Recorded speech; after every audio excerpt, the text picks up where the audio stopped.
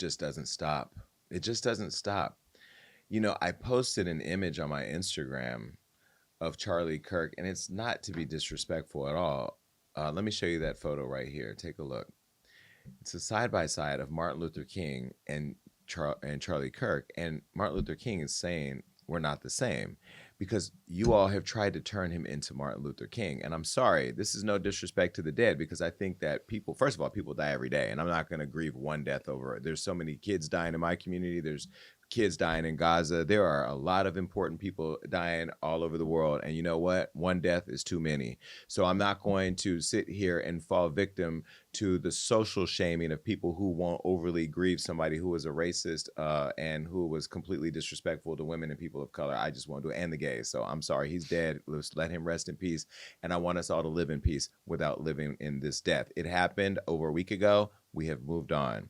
Okay, but some people have not been able to move on because just recently, Jimmy Kimmel was taken off the air by President Cheeto in charge, Donald Trump. I've never seen a president attack people for having an opinion or having a voice, because that is, our constitutional rights to be able to have free speech. And people in the media have also protections, but Jimmy Kimmel was under attack. Now he's back on air after having been removed. So first, let me give him a round of applause for coming back on air.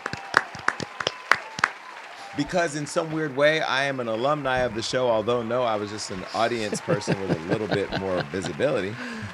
But Jimmy Kimmel is a entertaining show that all of us love to watch when we watch TV, because he's harmless, he's funny, and in a day where you have all this school shooting, mass shootings, Trump, tariffs, this, that, end of the world, Black Lives Matter, White Lives Matter, Candace Owens, you want to just be able to flip through the channels and find something to laugh at. And Jimmy has been entertaining us for several years. Well, anyway, he was taken off the air, and ABC had indefinitely suspended his show for speaking on Donald Trump and the Charlie Kirk situation 5 days after Charlie's assassination. Now, Kimmel's monologue about Trump mourning his dear friend caught backlash. Let me show you really quick a photo of that. We've hit some new lows over the weekend, with the MAGA gang desperately trying to characterize this kid who murdered Charlie Kirk as anything other than one of them, and doing everything they can to score political points from it. But in between the finger pointing, there was grieving. On Friday, the White House flew the flags that have staff, which got some criticism. But on a human level, you can see how hard the president is taking this. Then he cut to a video of Donald Trump telling reporters about construction on the new White House ballroom after 150 years. Yes, he's at the fourth stage of grief, construction. There's demolition, construction. This is not how an adult grieves the murder of somebody they call a friend. This is how a 4-year-old mourns a goldfish, okay? And it didn't just happen once. Listen, I thought that Jimmy's criticism was fair. If you did see the clip, Trump was walking to a helicopter, and the reporter asked him about Charlie Kirk, and he went off to talk about construction. That is what happened. That is what Jimmy spoke about. Well, that led him into being taken off the air, because 2 days after Kimmel's remarks, ABC announced the indefinite suspension of his show. Trump applauded the network for finally having the courage to get rid of Kimmel. Take a look. He posted on Truth Social, "Great news for America. The ratings challenge Jimmy Kimmel show is canceled. Congratulations to ABC for finally having the courage to do what had been done. Kimmel has zero talent and worse ratings than even Colbert, if that's possible. That leaves Jimmy and Seth, two total losers on fake news, NBC. Their ratings are also horrible. Do it, NBC, President Donald J. Trump." So before we even get into all the details of how this happened, let me first say that it is embarrassing to have your country's leader fighting with comedians, fighting with talk show hosts, attacking free speech and democracy. I think it's not only embarrassing, but it's dangerous, because what it did, even in our own show where we were talking about things, we start questioning, well, is this wrong? Is this wrong? We should not be questioning in a country that prides itself on having free speech rights, whether or not we should censor ourselves. The craziest part about all this is we're talking about censoring people for talking about a person who made a living, millions of dollars, hating and talking about everybody and talking about his opinions. How is it that this opinion is more important than this opinion? That goes back to Black Lives Matter and not mattering enough. And this, I think, speaks straight to the heart of what's really going on. And it is the fact that this Project 2025 plan is going to move forward, roll over anybody, and if anybody tries to trump it, there will be consequences. I think it's bigger than Jimmy Kimmel. I think Jimmy is just a test to see how far he can go in his attempt to destroy free rights and free speech in America. That's my opinion. What do you think? You're absolutely correct. And I think every single person in this country, no matter what your political perspective is, should be alarmed by this. The federal government should never overstep and involve itself in censoring the speech of any human being, let alone a comedian or an actor or a news anchor. The federal government should never involve itself in the president of the United States encouraging companies to silence someone because they don't like the speech coming out of their mouth is a direct violation of the First Amendment, which we all should have the ability to criticize the politicians in this country. Like, if we don't agree with their perspective, that's what makes America America. Like, we have the freedom to speak up about things we do not like, and we should not be censored or silenced for it. And everyone who, on the other side of this conversation, who's saying, oh no, the companies make the choice, the federal government inserted themselves and basically threatened these companies, and like that should never happen in this country. And I feel like it was very clickbaity because they kept being like Jimmy Kimmel's off because of Charlie Kirk. But when I watched the clip, I was expecting something bad because, you know, Jimmy Kimmel can be I was messy. expecting something tragic. Me too. I was expecting something like vile. It was nothing bad was said about Charlie Kirk. If anything, he like tweeted something nice to Charlie and his family, but it was only bad about Donald Trump, and it wasn't even bad. But so yeah, for me, it's just like for the federal government, on, like I said, I feel like whatever side you're on, the same way everyone's like, oh, Charlie Kirk had free speech, well, so did Jimmy Kimmel. Like, it just doesn't make sense that the federal government has to get involved. Well, it makes sense. It doesn't make sense to a rational person, but it makes sense if you're looking at Project 2025 and what they're trying to implement, state media, state-controlled media, where, you know, you look at what's happening over at the Pentagon now. They want credentialed journalists to get approval before they put out information. That is state-ran media. That is not how our country is built. I'm again blaming all of you who did not vote and all of you who voted for this thinking you were getting something else. What you got versus what you ordered, clearly it did not show up in your size.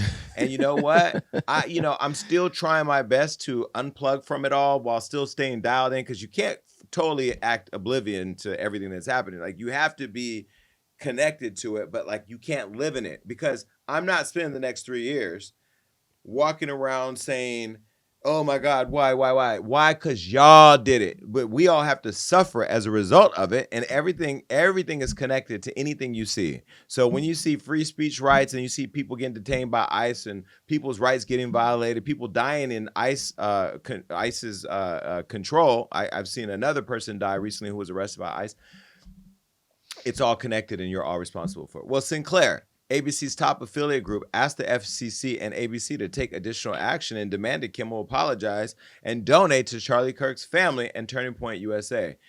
Kimmel's suspension left celebrities and consumers boycotting Disney, ABC, Hulu, ESPN, etc. By the end of the week, Disney stock reportedly dropped 3%, roughly $6.4 billion in market value, and that's just in a few days. I disconnected my Hulu account. Did you? I sure did. Did you? Mine's is free. But you disconnected yours? I canceled that Hulu right away. Let me tell you something. And for the trouble that you all put me through to cancel it, I'm not signing back up. And even though I didn't cancel it, Andrew did. Still, the fact that I had to call my assistant and tell him to go cancel my subscription, I'm not gonna call him and tell him to go resubscribe. So I'm canceled for a few days.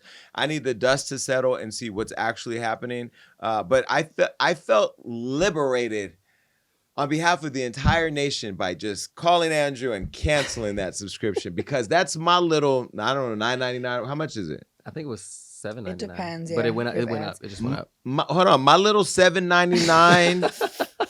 I felt like I was on the front line of a You're a strike. freedom fighter. A freedom Yes. fighter. I felt connected to a social cause, and to see $6 billion in market rate fall in a few hours. Crazy. Now, I will tell you, I also told my team to write a story, and I love you, Whoopi Goldberg. I love you, Sonny. I love you.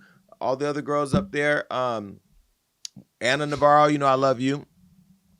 I had to tell my team to write a story that The View had no view, because 24 hours after this happened, Y'all didn't speak on it because Daddy slapped y'all on the hand. Then I know, Whoopi, I saw your explanation. You came on days later and you said, "Oh, we don't tape on Fridays. Oh, no, no, no, no, no." We love the backtracking. $6.4 billion will put tap shoes on your feet and get you to tap dancing all around that. But we saw it. Good Morning America. And this is why I know no matter what The View says about not having a view. Good Morning America. I watch you every morning. Not anymore. At least not right now, but you're one of my favorite morning shows. It wasn't a good morning because you woke up and were silent too. So even if The View don't tape on that day, you taped and you didn't say anything. And look, that made canceling all of my ABCs and all of those little apps easy, because what I saw was you all got real pussy for 24 hours or for 48 hours until you started seeing that the one interest you do have to your stockholders is making sure that you continue to drive your market rate up and that we're still plugged into you. You took all of our top morning shows and you literally just put them in a box and put them on Daddy Trump's desk to let him do what he needed to do. But you know what, Jimmy? We're going to give you your flowers because your 28-minute monologue, when I tell you I went back and watched every single second and I devoured every morsel of every word that you said, I felt like you held ABC accountable. You said fuck Trump in the nicest, most professional way. You showed grace to Charlie Kirk and his family, and you, more importantly, you didn't apologize. And look, the ratings were even better with his return. 6.2 million people watching. And, you know, we ain't watching TV like that. And not to mention millions of views on YouTube the next day. I felt great and I felt vindication for you. But I also am still mad. And I find myself mad at ABC. I find myself mad at Trump. Not mad in the sense of it's ruining my day, but like I'm just completely disgusted at the fact that we've even allowed it to get this far. For sure. And I feel like even if you can't, the excuses that Whoopi, not excuses, but the reasoning that Whoopi gave, you can still have access to your Twitter or like write or say something. And I feel like if you are just continue to be silenced when the FCC tells you to be silenced, like it's just adding to the problem. We're never going to be able to have free speech, like truly. Yeah, and I love that the fact that a lot of the actors and executives who actually worked on shows that are on ABC and on Disney publicly came out and said, y'all need to cancel your subscriptions. They were advocating for free speech as well. And I think this also showed Americans the power that we have in our spending. And Black people showed that prior with Target. Like we really do control how this mess runs, because it all depends on where we spend our money. And you saw people taking the bait when people were canceling their Hulu. Hulu was like, just kidding. If you stay for 6 months, we'll give you 6 months for only $5. And people were taking it. No, but what I saw was Hulu's now running ads all across social media, even though I believe there's a market price rating increase that's coming in order to make up for losses. We ain't buying that. This is where I'm not gonna say we should continue to ban you. I'm personally not signing back up because I feel like you let me down. And let's be clear, I subscribe to Hulu and I don't even be over there watching a lot of shows like that. Like I subscribe to it because I just like to have all the subscriptions in case I want to go over there and look at it. But there's not a lot of stuff that I want to see over there. I'm not keeping up with any of the Kardashians. I don't care about none of that. But what I will say is, I mean, I just feel offended for how you did somebody like Jimmy dirty. I mean, I went to his show. You know, the thing I thought about when Tiffany had the show, you know, when she said, when we said we had the baby and all that, and, you know, whole America and the world fell in love with this idea that was a bunch of lies.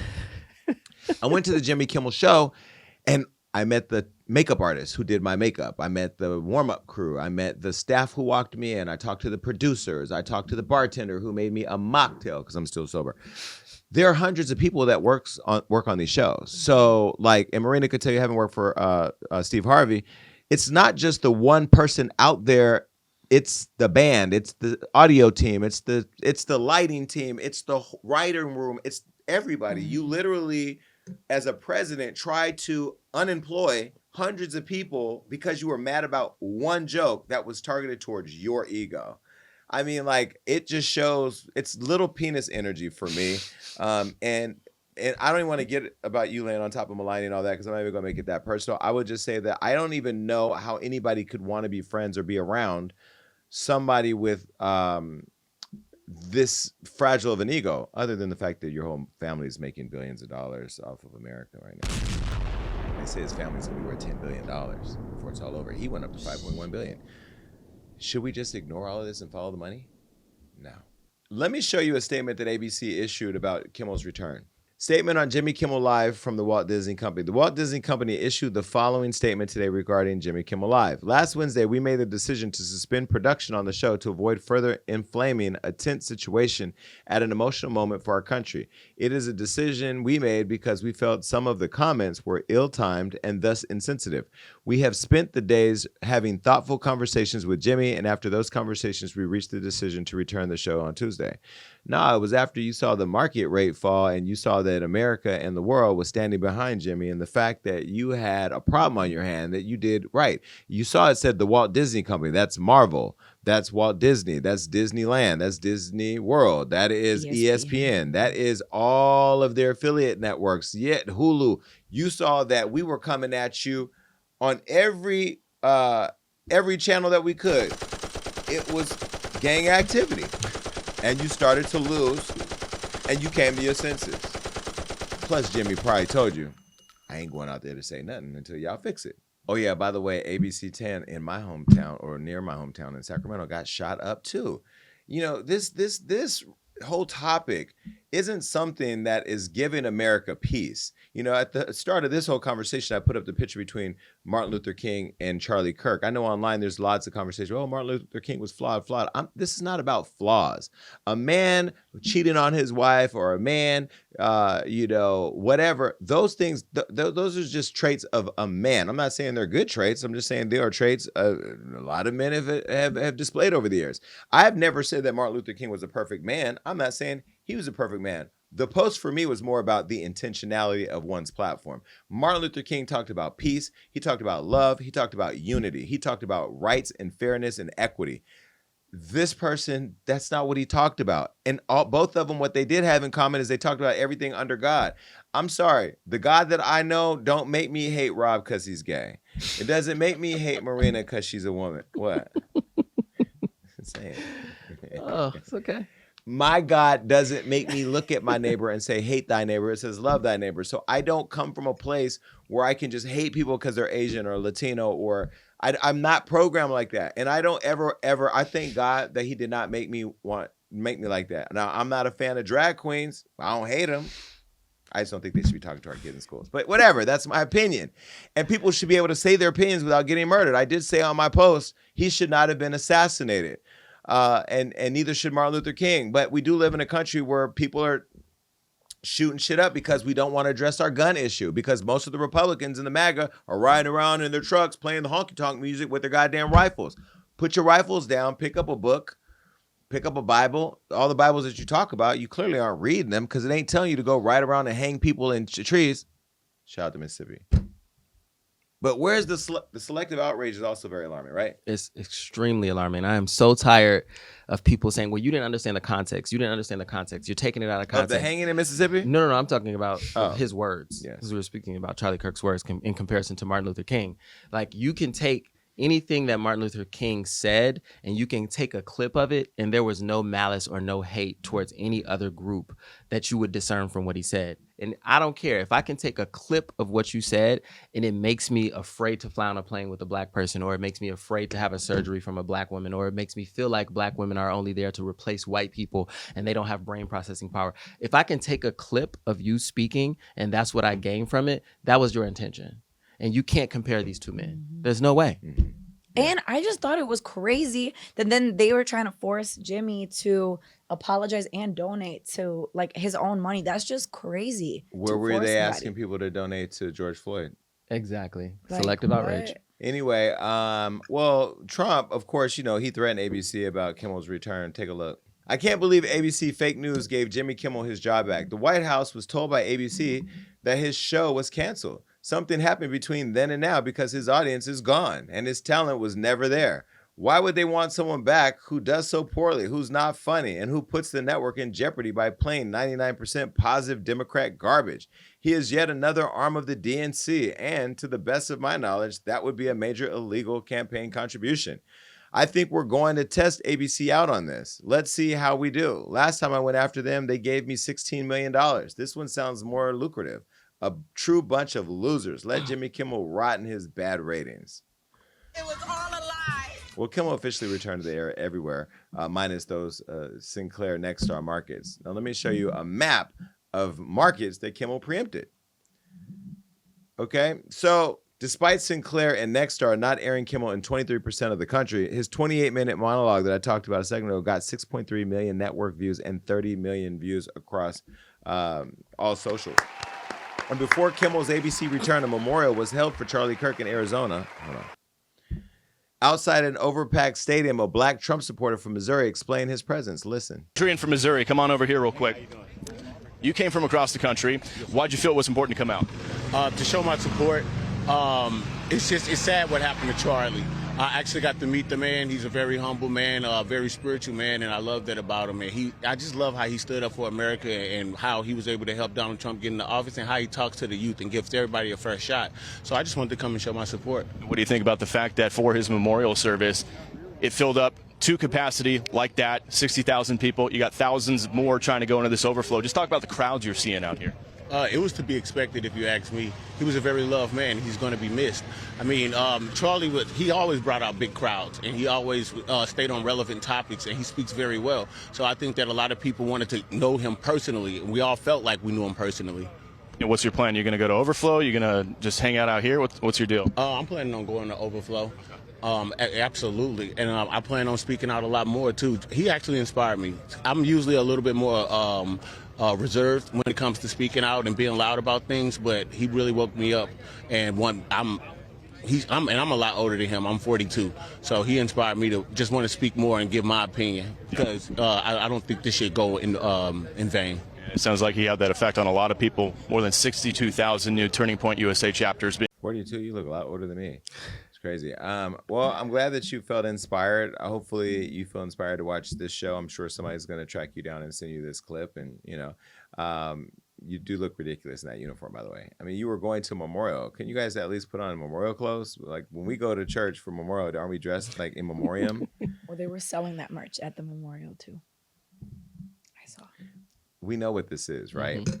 Now, at the ceremony, his wife, Erica Kirk, forgave his shooter, 22-year-old Tyler Robinson. I thought that was kind of big of her to actually forgive him, but it also falls in line with the narrative of Jesus and all that. And I'm not downplaying a widow's emotions, but I mean, it takes a lot to forgive somebody in less than a week from murdering your husband and the father of your children. But she did that. Listen.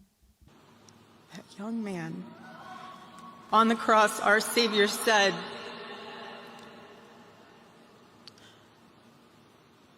"Father, forgive them, for they not know what they do."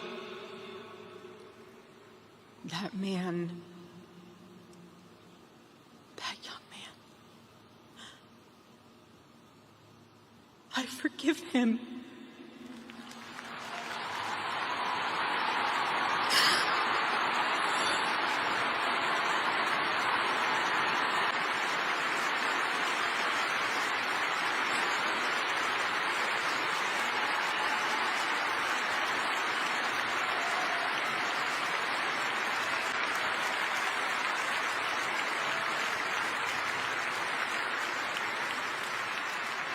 I forgive him because it was what Christ did and is what Charlie would do. The answer to hate is not hate. The answer we know from the gospel is love, and always love. Love for our enemies and love for those who persecute us. I'll let you all react first. Go ahead. It's just interesting to me because I believe her, Nancy Mace, everyone on that side of the conversation. Well, Nancy Mace is a pig. Well, they were all so violently angry when the assumption was the shooter looked different. And I don't know if this would be the same response if it wasn't a straight white male who was on the other side of that weapon. And I don't know. It's just the energy is just off-putting to me. I'm glad she's able to forgive. I hope she's able to move on. This is a traumatic experience for her. I couldn't imagine losing your husband, the father of your children. So I do, hope that life is not difficult for her moving forward. But I just don't believe that this isn't all performative. It really, I don't know. Well, if you're missing what she said right after he died and the tonality being very different, take a listen to this. Evildoers responsible for my husband's assassination have no idea what they have done. They killed Charlie because he preached a message of patriotism, faith, and of God's merciful love. But they should all know this.